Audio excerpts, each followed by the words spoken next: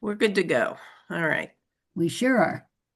Okay. Good morning, everybody. Good Good morning, morning. Maureen. I hope I don't, I assume I don't need an introduction here, so I'm just going to get started. I'm Maureen Gartner, and I'm the one of the nurse practitioners at UC, Gardner Neuroscience Institute. We now have three of us until next week when I retire. So, I have to give credit to Carol Simons, who is used to be part of our program committee and has moved up to She's a Columbus. Caregivers. Can everybody hear me okay? Yes. Okay. Yes. All right. So Carol Simons did this first part of the presentation because she was a very organized person who believed that you really need to have a notebook, and I believe this too, so that you can keep track of things. When my mom had a stroke, the first thing I did was, create a notebook with all of my siblings' phone numbers, a sheet of medications, her Medicare card, so that everything was in one place in case I wasn't the one taking her to the doctor. So my siblings could just pick up that red notebook and they would have everything they need. So I think it's really important. It can be good information for everyone. You might want to put things that aggravate your disease, or medications that you failed, perhaps because of a reaction. Frequently I'll ask a patient in the office, well, have you ever tried, let's just say, amantadine? Well, it sounds familiar, but I don't really know. So I have to go back in the notes. There's a section in our Epic where we can go to former medications. But if that patient had been treated by another doctor before they came to us, I don't have access to that. So it's good to keep track of what Medication. you've been on in the past, so that if a physician or a provider would ask you if you've been on it, then you will remember and it'll be in your notebook. So Carol suggested having one folder for each physician or medical provider. I don't know if you do a notebook but with dividers, you might want to do it that way.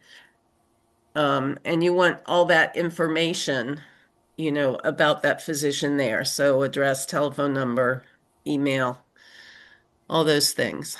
And you might, put questions or issues that you have in between visits in there so that you don't forget.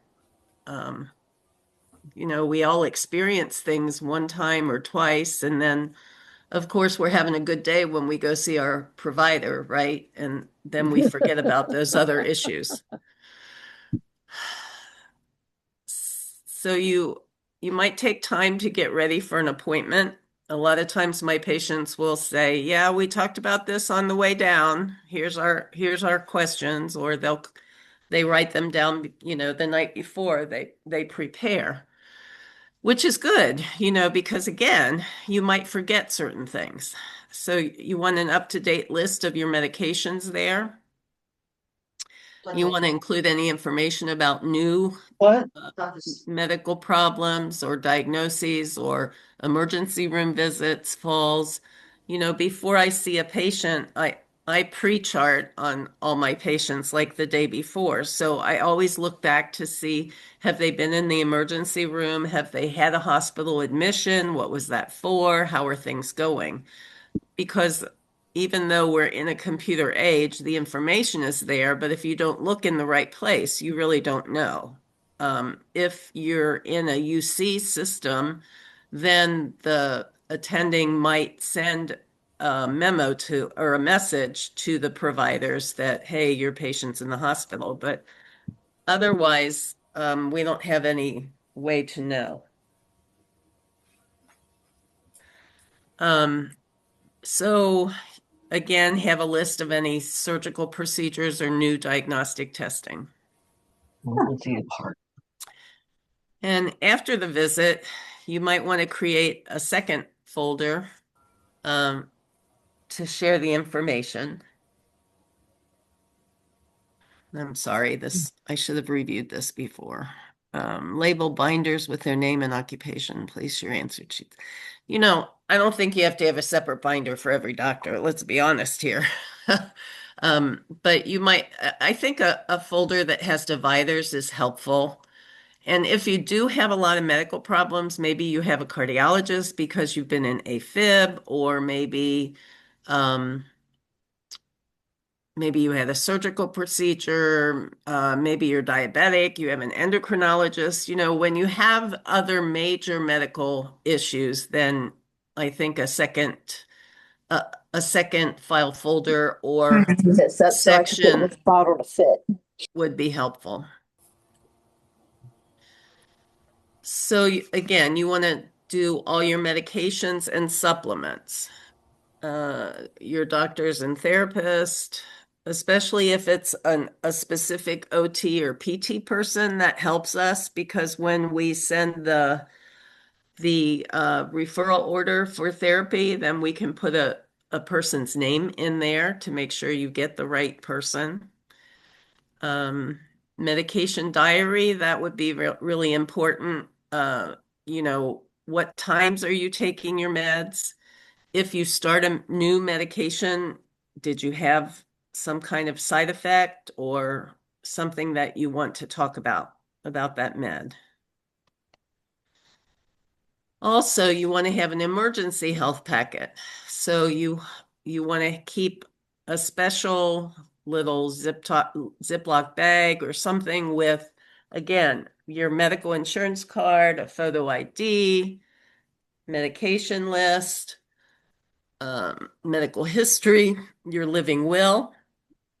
Maybe you winter in Florida and you don't have a provider down there and then you end up in the emergency room.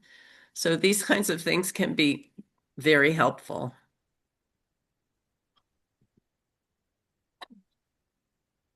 Excuse me. My allergies are not good this year. Okay, so that's the preparation for physician visits. Now let's talk about hospital safety.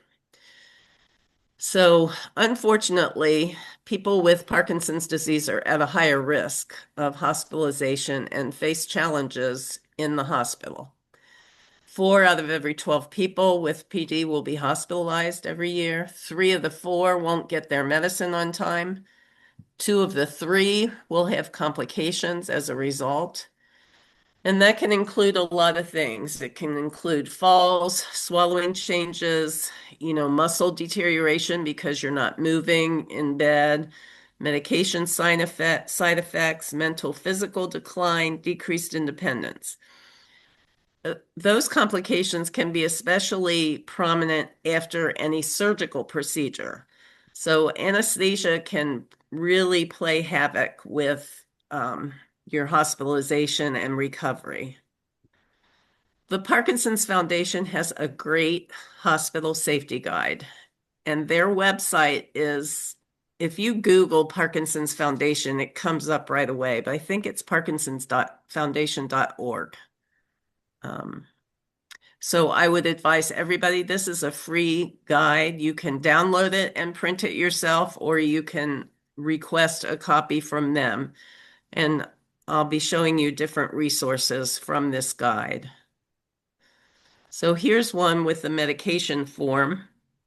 So you have your name and the date the form's filled out, your care partner, your Parkinson's doctor, your primary care, and your pharmacy, and all those phone numbers. And then there's some things here Okay, that gotcha. you may be that may affect you personally. So such as you have deep brain stimulation or the do-over pump, or you have dementia. I get dizzy or feel faint. I have specific dietary needs, balance issues, trouble swallowing. So this will really be helpful for the nurses during your hospitalization.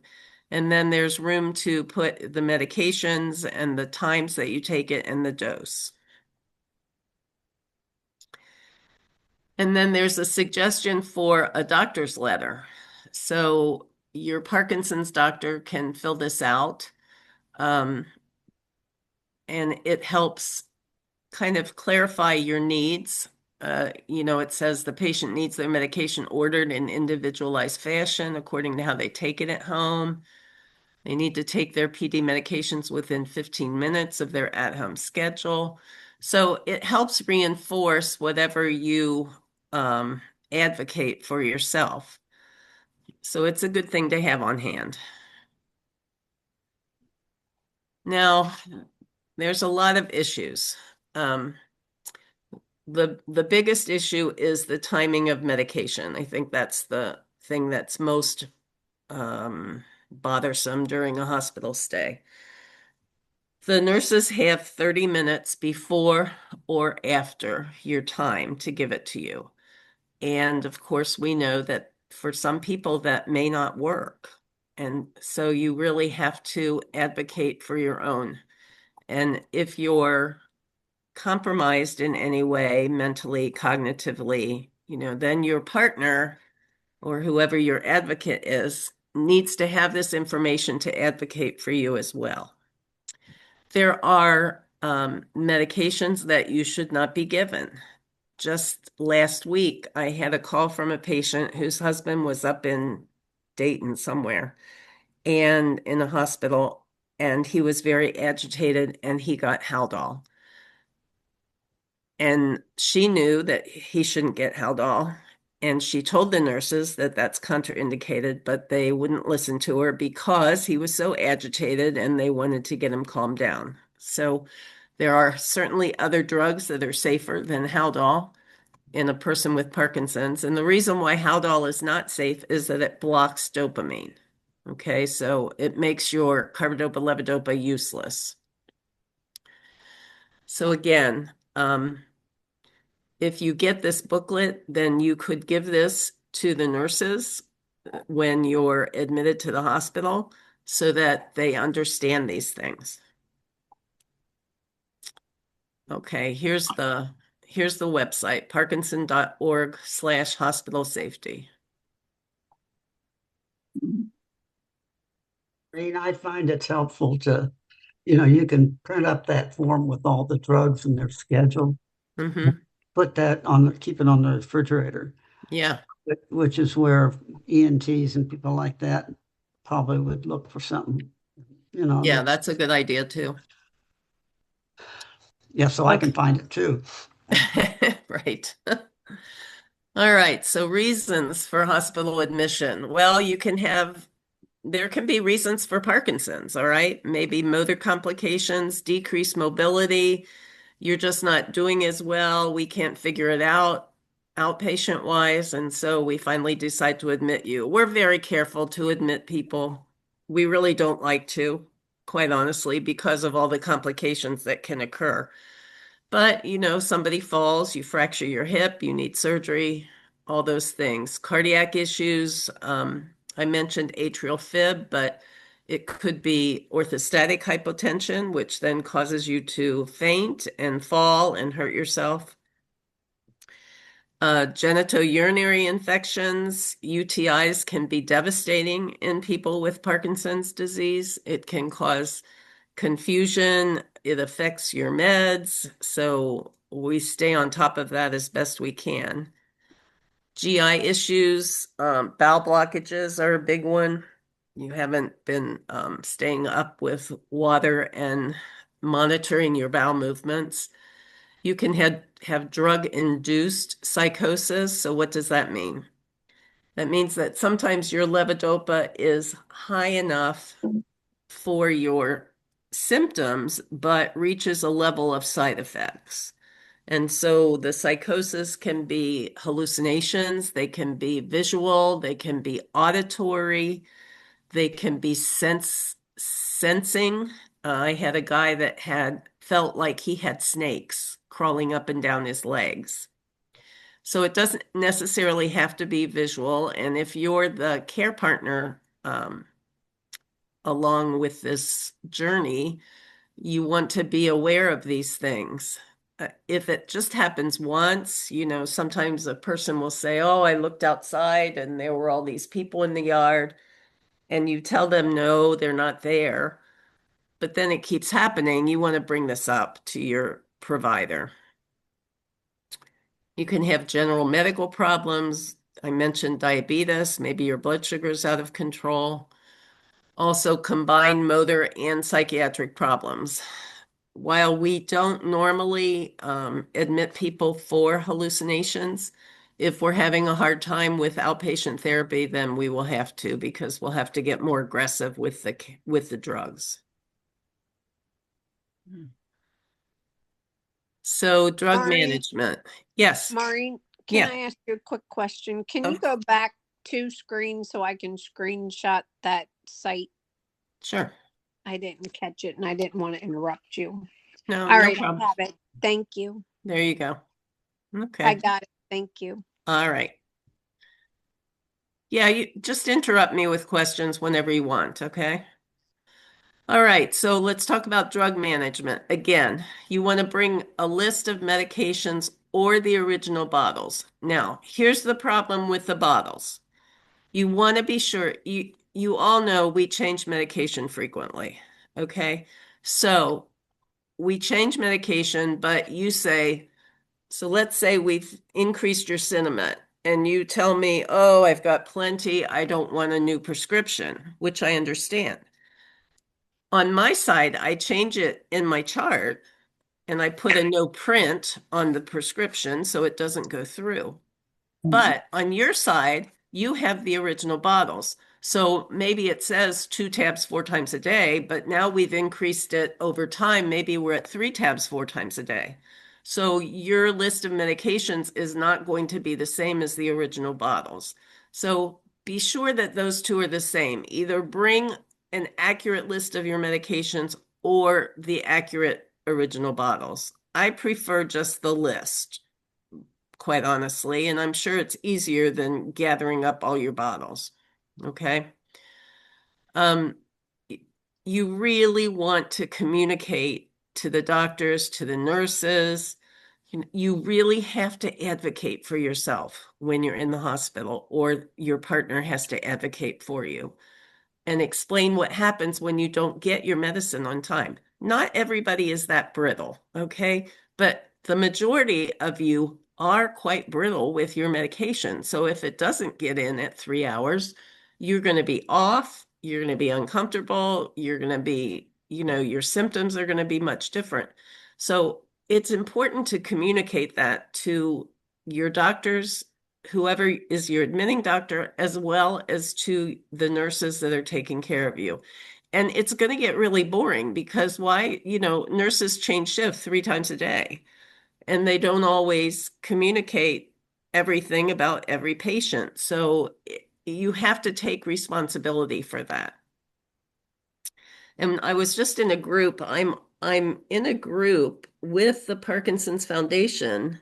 I was asked to join to try to make some global guidelines and make hospitals change some of these policies. It's a very slow go, obviously, and I'm just in the beginnings of this consortium. So I'm really working hard on to help alleviate some of these issues.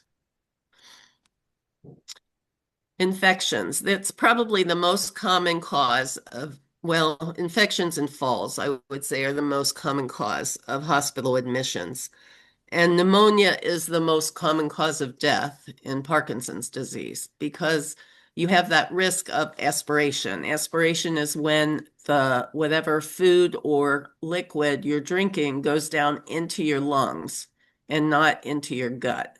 And so that causes a pneumonia. It's a foreign substance in your lungs, just like a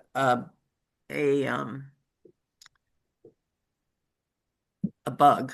Can't think of the name. I'm getting old. Join the club. Yeah. Mold is one of them. Yeah, like a microbe or something, Yeah, Yeah, yeah. any that kind of causes diseases, yeah. a pneumonia. So aspiration is a big issue. people always call me asking, well, they want to put in a feeding tube. Well, it may need to be put in, especially temporarily, because if you can't swallow, then you can't get your meds, right? So the feeding tubes facilitate medication. They can facilitate if you're not able to take food and fluids, then the feeding tube can help with that. The important thing is it doesn't improve swallowing.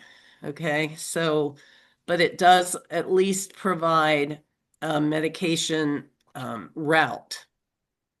The other thing with feeding tubes, though, if you're on a long-acting Sinemet, either Sinemet CR or actually even Rytari or Crexont, then those probably should not be crushed because when they crush them, it changes the metabolic absorption, right? Because it no longer has a coated cover on the medication that helps it last.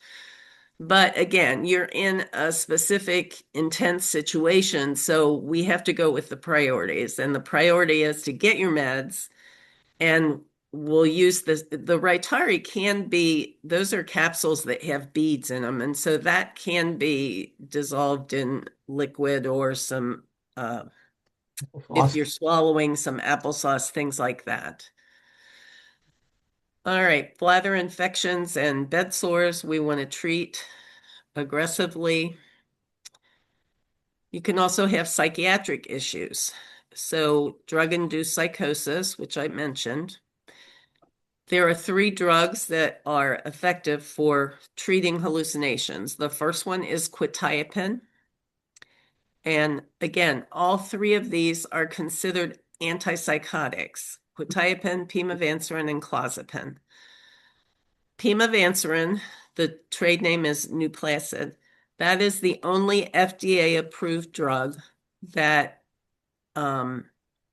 that's approved for Parkinson, specifically Parkinson's disease hallucinations. Now, do we use it first line? No. Why? Because it's newer and it's expensive and it needs a pre-authorization process and blah, blah, blah. So first line drug treatment is usually quetiapine. It's a drug that's easily available. We can titrate it according to the person's condition and see how they do. If we start quetiapine and it's not effective, then it's given us time to get the pimavanserin approved. And if we can't get that approved or it's financially prohibitive in the cost, then we go to clozapine. Clozapine is, again, another antipsychotic, and the main side effect to clozapine is that it can cause a reduction in your white blood cells, which can lead to aplastic anemia, which puts you at risk for severe infections. For probably 20 some years, more than that, clozapine had a very strict protocol that we had to have blood work done once a week for 6 months, then every 2 weeks for 6 months, and then once a month for the duration of the treatment. Finally, the FDA did a review and found that the incidence of the low white blood cell counts was so low that it really didn't warrant for this strict monitoring anymore. And so they released that. Well, that's been just such an incredible relief to not have to worry about, because the pharmacy couldn't dispense the Clozaril until they had the lab work. We had to get the lab work first, send it to the pharmacy. So it's made clozapine a much more easily used drug. And we do like it. It also has a side effect where it can decrease dyskinesias, which is nice as well. I have a question. Yes. When it comes to having a UTI or some other problems, when do we call you and when do we go to our family doctor? Typically, if you call me, I'm going to tell you to call your family doctor. Okay. Okay. If you're in the office, I may just give you an order to get the urine sample. We prefer your family doctor to handle these things, but if we have to, we will. Okay. Okay. Maureen, I have got hot and cold running specialists, including a urologist. It makes it very interesting for me to try and keep them all appraised of what I'm taking and what I'm doing. Is there any way we can come up with a system that would help me give them that information that isn't a hospital book? Well, if you're in a physician practice that utilizes Epic and your notes are in there, that you've called your provider, Uh-huh. that's one way. I mean, I Okay, look at so that kind of I should have stuff. them look at, I should have most of my docs are at UC, so I should Okay, have them look at Epic. right. Okay, And thank they you. should do that. I mean, but you might want not everybody wants to go through, the list Yes. of phone calls and stuff. So I would say if you've had a recent encounter with your primary, you can say, if you look back there, I think they prescribed this, but I'm not sure. And then they can check that out. Mhm. Thank you. Mhm. Maureen, if I could add, on my chart, if you have my chart and you go to Sharing Hub, there are many different ways to allow other doctors to be able to see your medical records, including one-time codes, where if you went to the doctor outside that doesn't use my chart, you could go with a one-time code and he could bring up your medical records and see what you take. And that could help you as well, share your medical information. And I'm sure your office will be happy to help coach you on that, but the sharing hub is very valuable for all your doctors to see what you've been doing. Thanks. Thank you.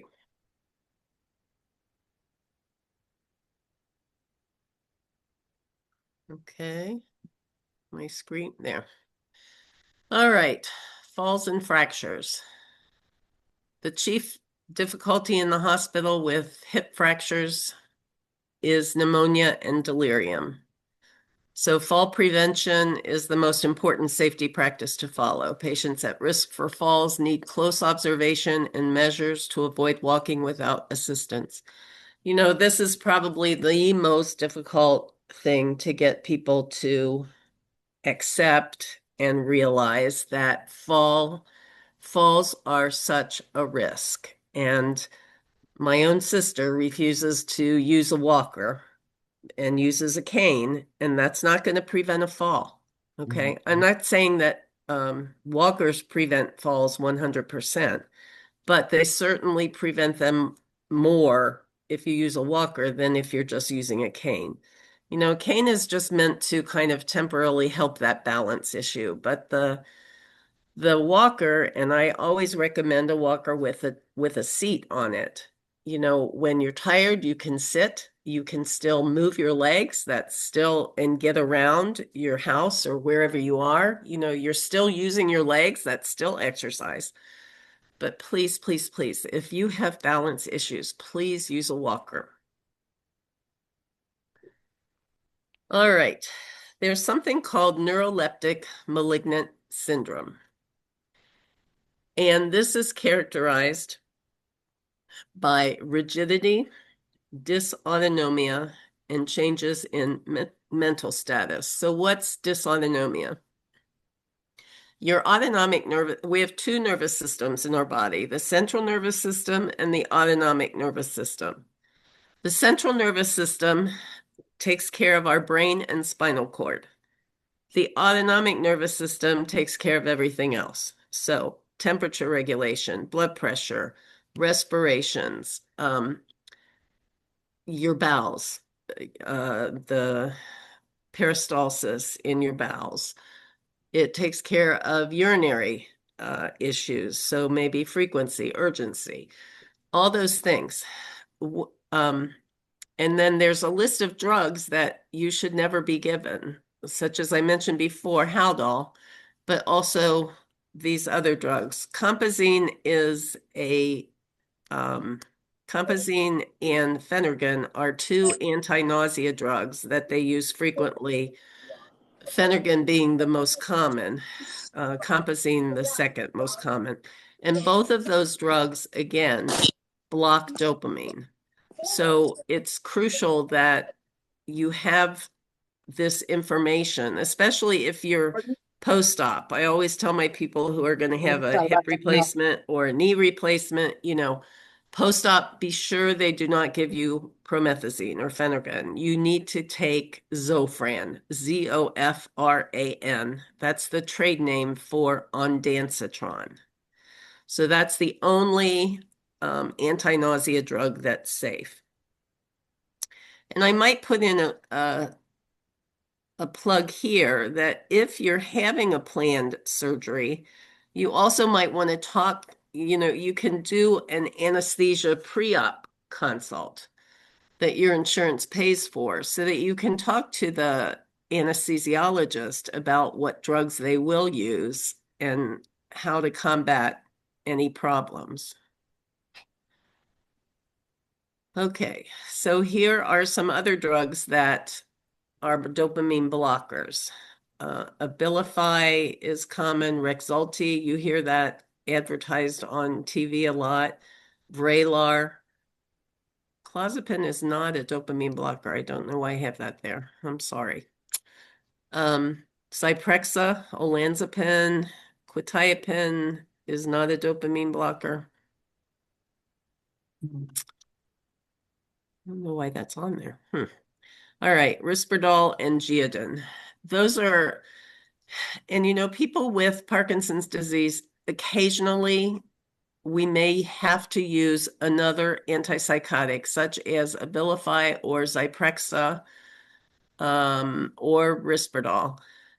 I do have a few people on Geodin. We have to use them because their hallucinations are not controlled with the clozapine or the quetiapine or the Nuplacid.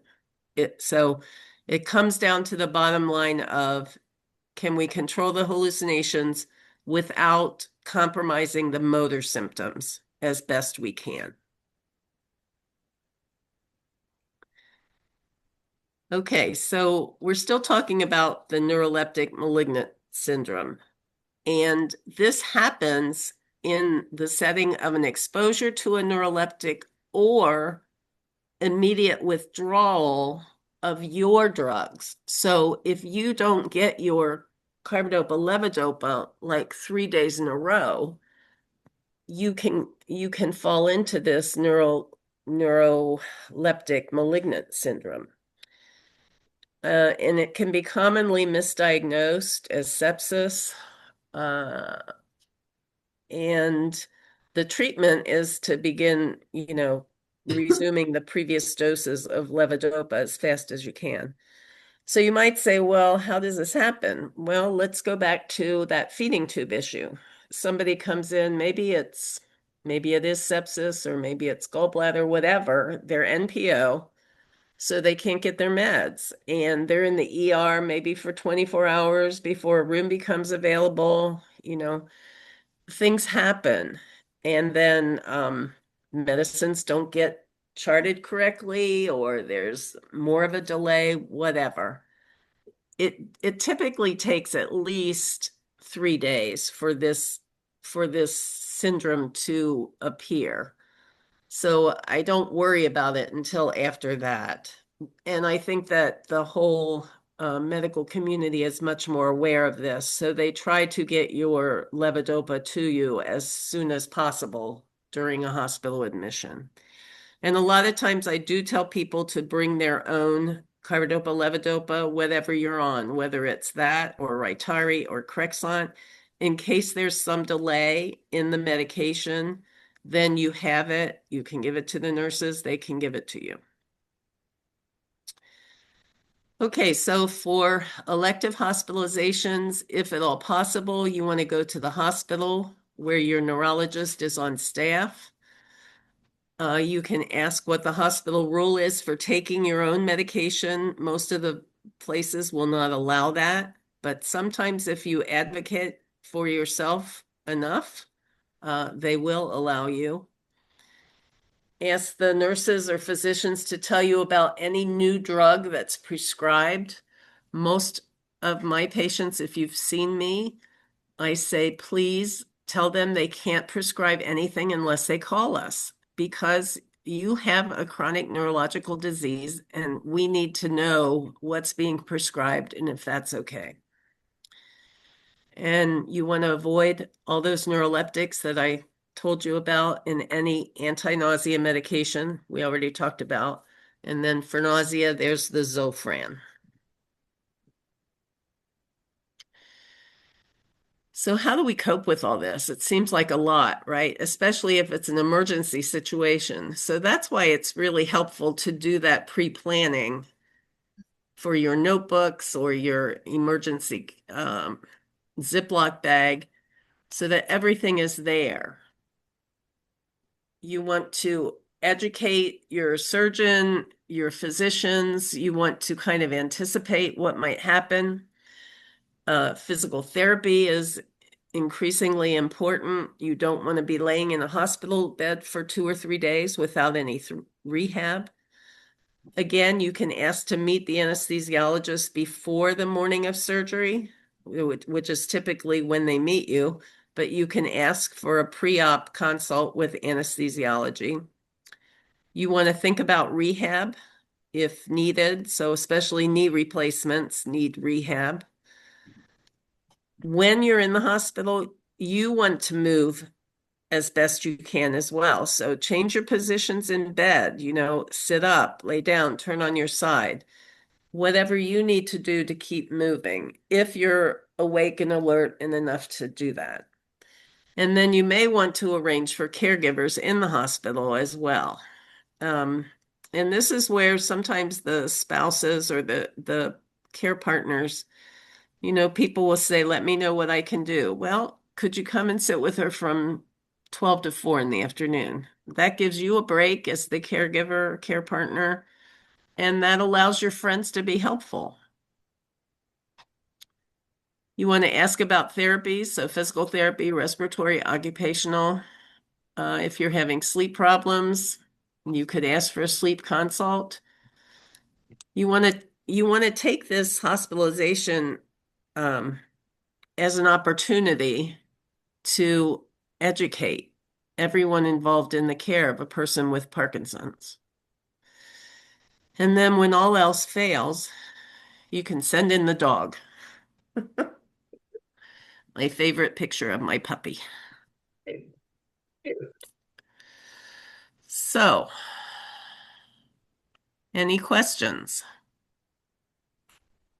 Yeah, Maureen, one thing that we've run across lately is there's a number of people with Parkinson's who develop atrial fib, atrial flutter, various heart things that require like anticoagulants like Eliquis and Coumadin.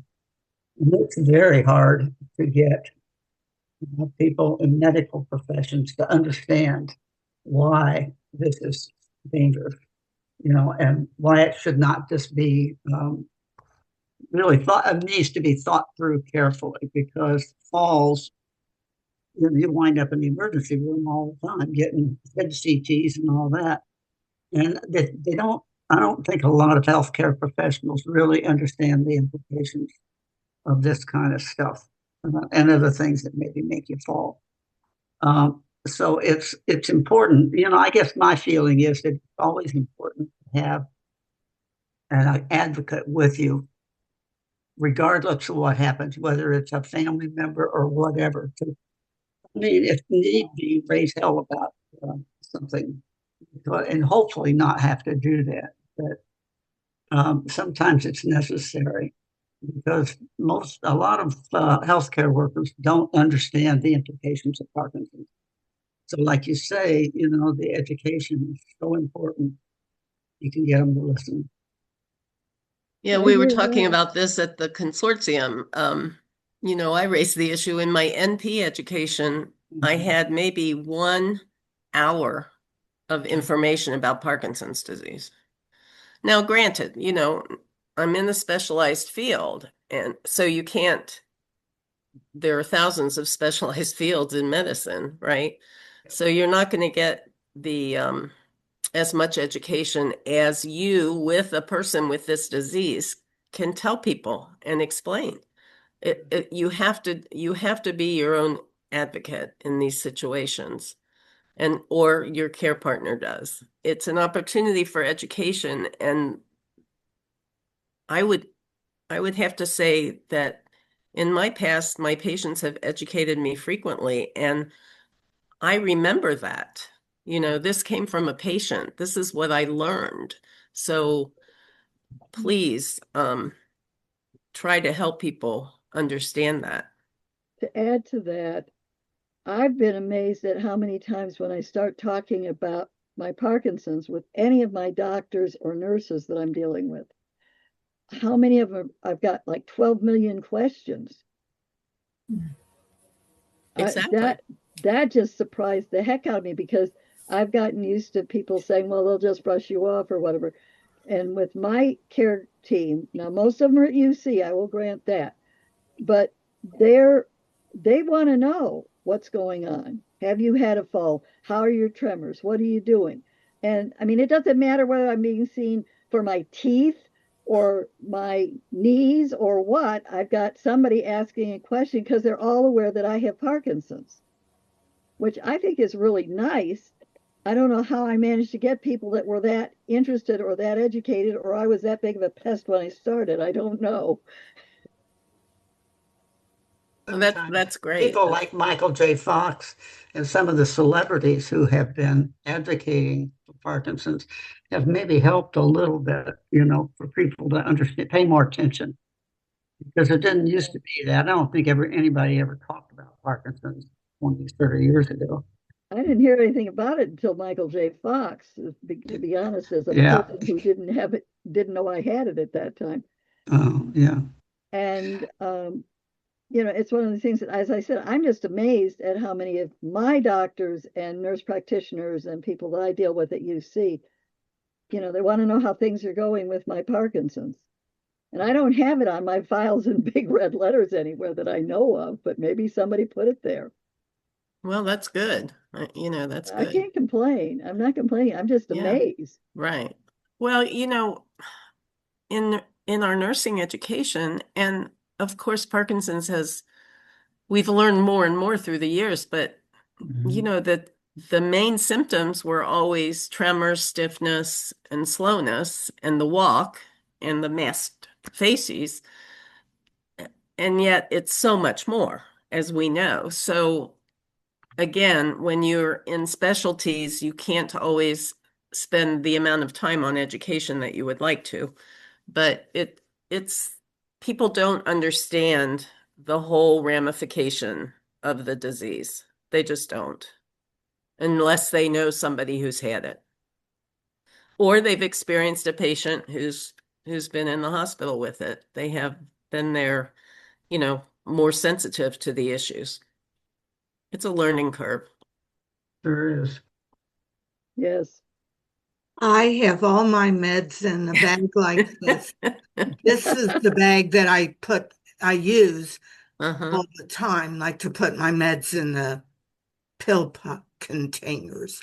But I also have a bag in the bathroom right next to the door to the garage that I keep telling my husband, that's there with the little bit of drugs, like a little, not full bottles. But like you said, they might be the old ones, so I got to look into that.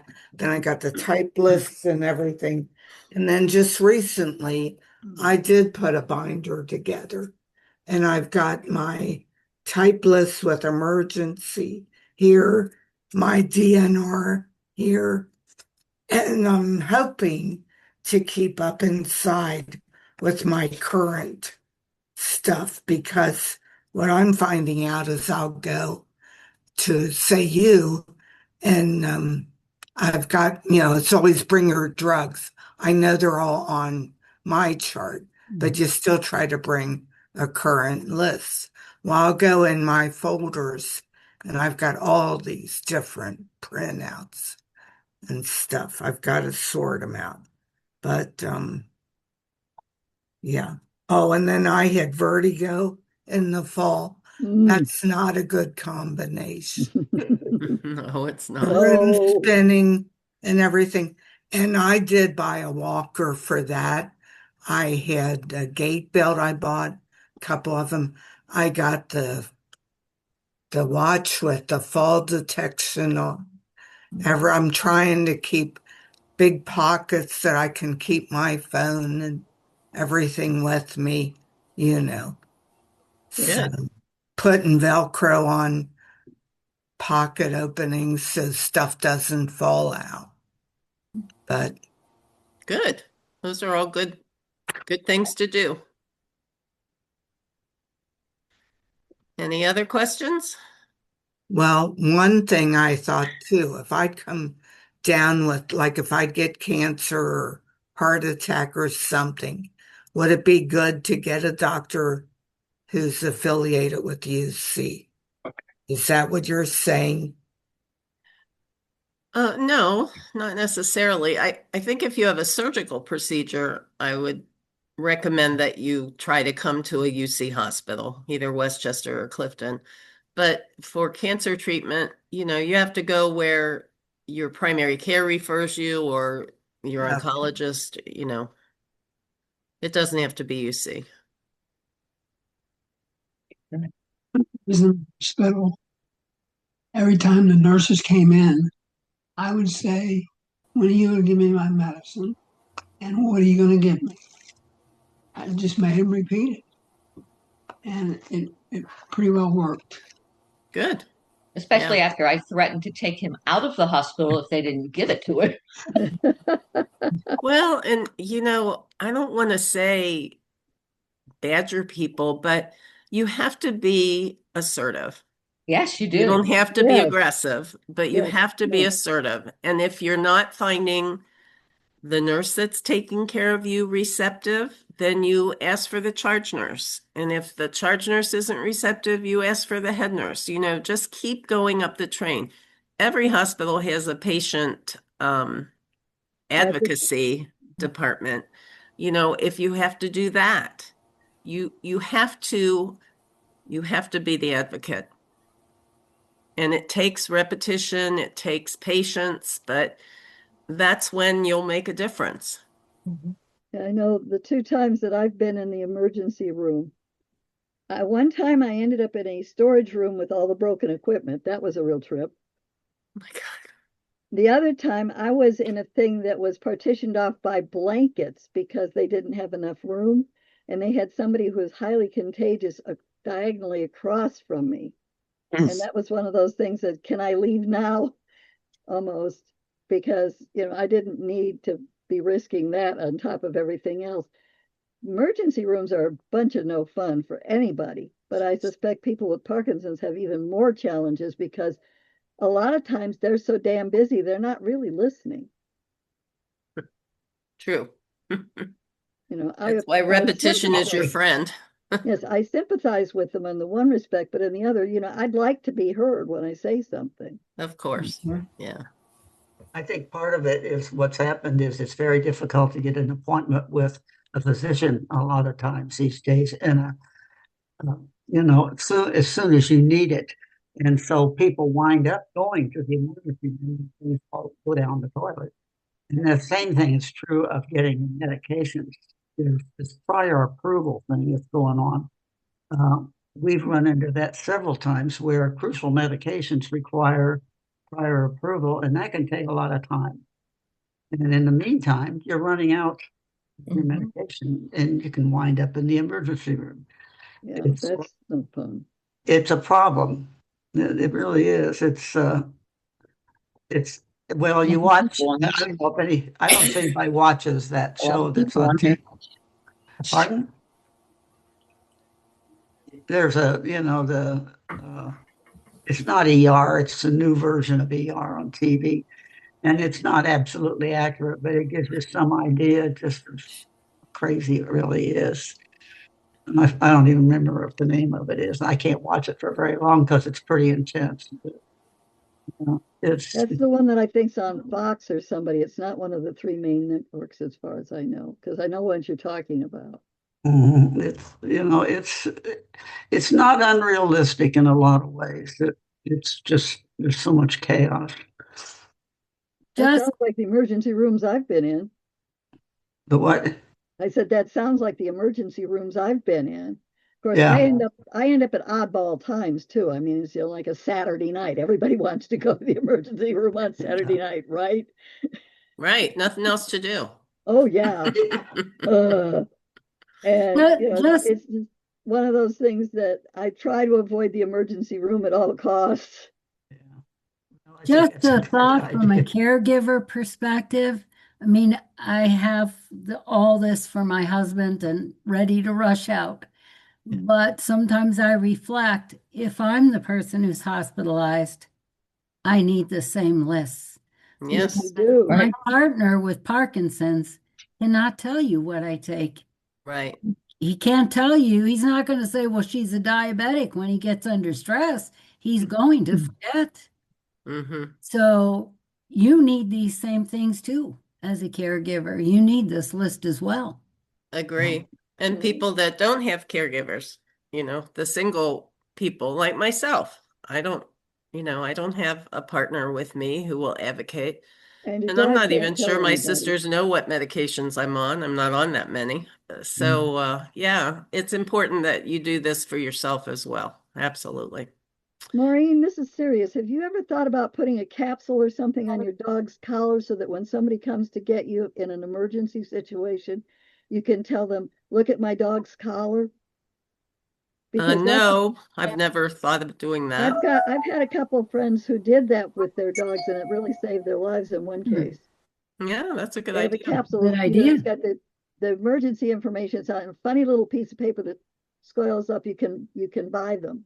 Hmm. And it curls up, but you can pull it out and it's got all of the basic, this is the major doctor you need to contact ASAP, You would like that. that kind I of know thing. that there was a movement a while back where you put your information in a capsule in the freezer Right. Yeah. and you could, you know, and I like the idea of, I think Carol said it, having it on the refrigerator as well. Refrigerator. So, It's there, it's obvious. yeah, Um, To have I have those an medic orange folder IDs. I carry. File of life. Okay. Yes. Yeah. Is that it, Jojo? Hmm. Okay. I used to Cool. make those bracelets, those metal bracelets, and Mm-hmm. you had all your information listed with a company. And I don't see those anymore. You can't Now you get can them. put it on a um drive too, Yeah. if you want to be really techie. There Or you on go. your phone, Yeah. on your Yeah, phone, right. Your phone all this have a stuff. list. Yeah. But I then you just have saw to, something on TV about having your power of attorney and will and all that scanned and in the cloud. I thought that's a good idea. All these things I got to do. But I am big on everybody needs an advocate. I've written articles about that, and I had two sons with CF, and that was, I'm Oh, lucky enough to have a daughter who's a doctor and lives right next door, and she can help out and stuff. But if it's good to have somebody that you know who's in the medical field that you can talk to. But what happened with my mom and dad near the end when things were getting bad? And they were like not too much older than I am now, but they were each other's power of attorney, which is typical for husband and wife. Well, my dad had depression, mental issues. He was on all kind of medication. My mom went in the hospital. Basically, we ended up getting a lawyer, and one thing led to another, and sorted out a lot of their legal stuff. But you have to look and think, reevaluate, is your power of attorney still the person who's best qualified? Hmm. Don't just put your That too. spouse down or your right. oldest child. If your oldest child has a spending problem, you don't want to put them in the financial. If you've got a relative who's in the medical field, they might be the best for your health care. So that's another thing to think about. You're absolutely right. I think we can wrap this up. Yeah. Maureen? Thanks, everybody, for all your Thank you. questions. Thank you. Good discussion. I'm going to do this lecture once a year, so it'll be a good reminder to update everything. Yeah. Are you It's- going to load a lot of this stuff on the website somewhere where we can download some of this stuff? I know we can get the book, but I was thinking about some of your notes specifically. Yeah, it'll be on the website. It probably is on from last year, actually. It's the Well, same lecture. last year's is up, What and it website? usually takes about 2 weeks to get this one up. Okay. So in a couple weeks, it'll be up. Okay, thanks. All right, Good luck. everybody, get out there and take a walk Retirement. today. It's going to be Enjoy beautiful. retirement. Have a great day. Yeah. Bye. I'm not retiring from PSW, okay? I'm still going to be part of y'all. Yeah, well, I don't think we can get along without you. That's right. All right, guys, take care. Take Have a care. Thanks, good one. Maureen. Bye. Bye. Thanks, Becky. Take care, Maureen.